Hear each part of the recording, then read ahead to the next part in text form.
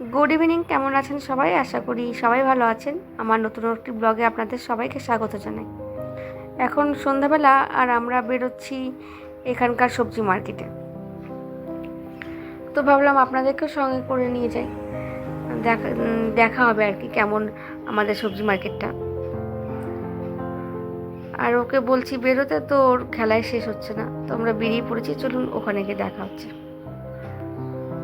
চলে এসেছি মার্কেটে। তো এখানে অনেকই সবজি ছিল, কিন্তু আমাদের ফ্রিজের সবজি আসছে না বলে বেশি কিছু নেওয়া হয়নি, অল্প সবজি বাজার করা হয়েছে। তো আমরা এখানে একটা ওলকপি নিয়েছি। ওলকপি এখানে প্রচুর দাম, আমাদের ওইদিকে তো কিলো হিসেবে বিক্রি হয়, তো এখানে বলছে যে 20 টাকা পিস দিয়ে দুটো নেওয়া হয়েছে। আর এগুলো বোথের শাক দেখা হচ্ছিল, বোথে তো বলে এগুলোকে। তো এত চিকন চিকন আটিগুলো 10 টাকা করে বলছিল। তো ভাবলাম তো বাজারের দিকে যাচ্ছি যখন, ওদিকে ভিতরে গিয়ে দেখি যে অন্য কোনো শাক পাওয়া যায় কি, এর থেকে ভালো কিছু পাওয়া যায়, সেজন্য নেওয়া হলো না। আর এখানটাতে একটা আছে মানে গণেশ মন্দির, ছোট্ট মতন। সবসময়তে আগে যখন দেখতাম তখন ছোট ছিল, এখন আস্তে আস্তে অনেকটা বড় করেছে মন্দিরটা। আর ওই আন্টিটা বলছে যে কেউ একজন আর কি 40 টাকা দিয়ে কিছু কিনেছে, টাকা না দিয়ে চলে গেছে। তাহলে কীরকম মানুষ সব ভাবুন।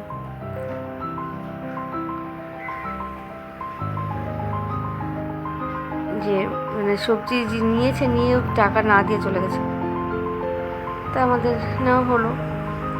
এবার বাজারের দিকে যাই, দেখি ওই দিকে গিয়ে কি সবজি বসেছে। চলে এসেছি বাজারের মধ্যে। এই রাস্তাগুলো সব নতুন করেছে।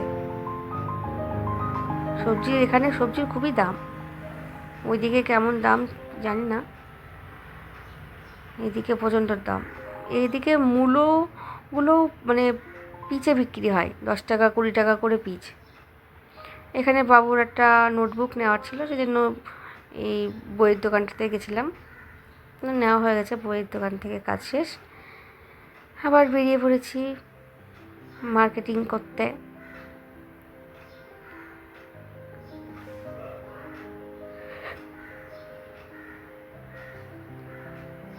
মার্কেটে আজকাল যেন মনে হচ্ছে খুবই ভিড় আছে, অন্যদিনও থাকে, তবে আজকেরটা যেন বেশি ভিড়।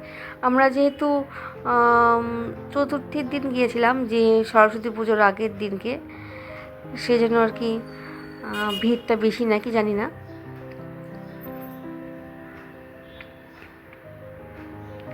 আর আমরা বাজারটা করতে এসেছি বিশেষ করে সরস্বতী পুজোয় যে কলাই ষষ্ঠী করে, সেই কলাই ষষ্ঠীতে যে যে সব সবজিগুলো লাগে সেগুলো নেওয়ার জন্য, সেগুলোরই আর কি খোঁজ চলছে। আর ওর বাবা ওই দোকানটাতে গেছে বাবুর জন্য জল নিতে, ও বলে জল খাবে। যেদিনকে জল নিয়ে আসি না সেদিনকেও জল পিপাসা লাগে, আর যেদিনকে নিয়ে আসি সেদিনকে বোতল যেমনকার সেরকমভাবেই আবার ঘুরিয়ে নিয়ে যেতে হয়। সেদিন আমি আর নিয়ে আসলাম না, থাকা দিয়ে তো লাগবে আজকে, তো জল নেওয়া হয়ে গেছে।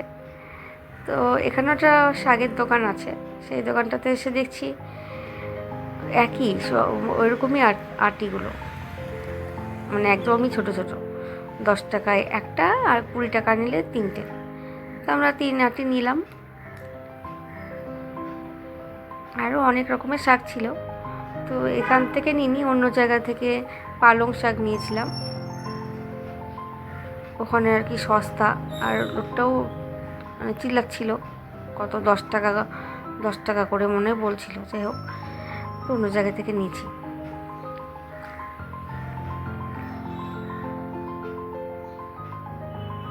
এখানে প্রচুর কাঁচি চুড়ি পাওয়া যায়, মারাঠিরা পরে ওই জন্য হয়তো। আর সুন্দর সুন্দর চুড়িগুলো দেখলেই ভালো লাগে।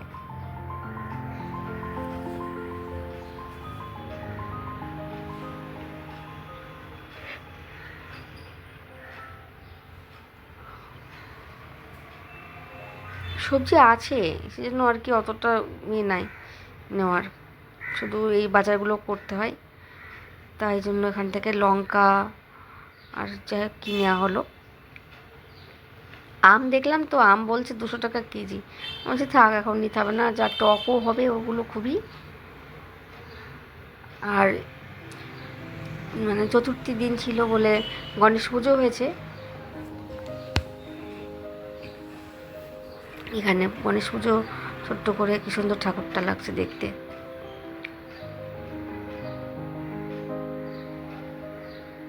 এই যে কাচের চুড়িগুলো কি দারুণ না?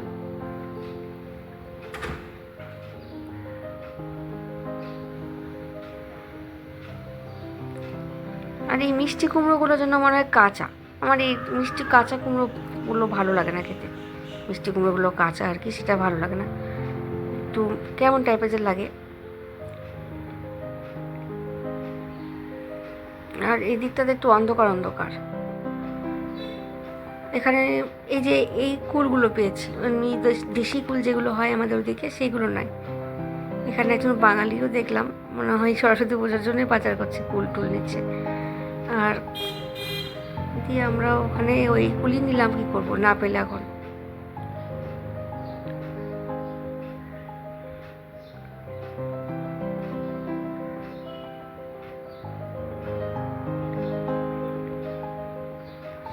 এদিকে মানে ফুটপাতেও প্রচুর জামা কাপড়ের দোকান বসে।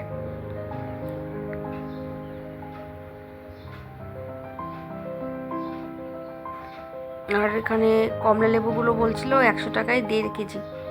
তো ওখান থেকে কমলা লেবু, বেদানা, কুল এসবই নিলাম। আর এই কুলের বোটা লাগে, সেই জন্য ওটা খোঁজাখুঁজি করতে একটু সময় লেগে গেল।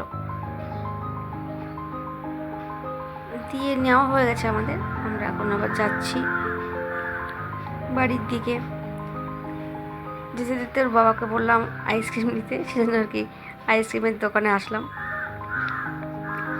তো অনেক রকমেরই আইসক্রিম আছে।